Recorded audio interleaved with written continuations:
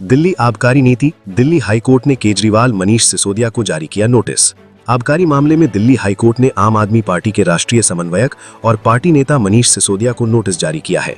इस मामले में सभी 23 आरोपियों से सीबीआई की याचिका के पर अपने जवाब दाखिल करने को कहा गया है। अगली सुनवाई 16 मार्च को होगी।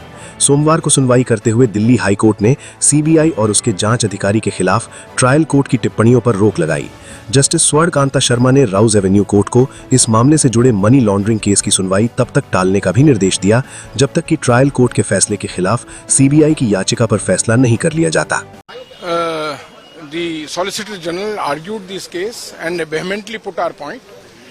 And after hearing him, the court has issued notice. Court has also stayed any adverse remark against the officers of CBI and the CBI itself.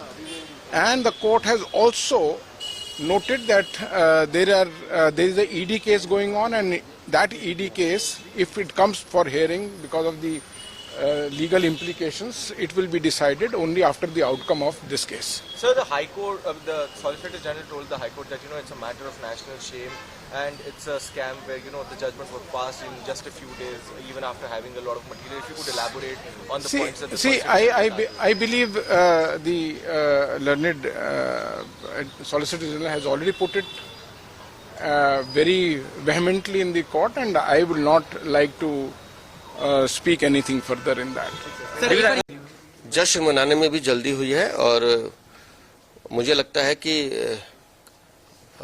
हम सब न्यायालय का सम्मान करते हैं, लेकिन जब एक निर्णय पब्लिक डोमेन में आ जाता है तो फिर उसकी विवेचना भी होती है और उस पूरे ऑर्डर को पढ़ने से लगता है कि कुछ चीजें मुझे लगता है छूट गई हैं जिस पे और ध्यान देना चाहिए था। लेकिन आज जब सीबीआई हाई कोर्ट में गई है तो माननीय जो वकील साहब हैं उन्होंने सारी बातें रखी हैं। उन्होंने डिजिटल साक्ष्य का हवाला दिया है, उन्होंने लेन देन का हवाला किया है, उन्होंने हवाला का जिक्र किया है, उन्होंने एविडेंस का जिक्र किया है।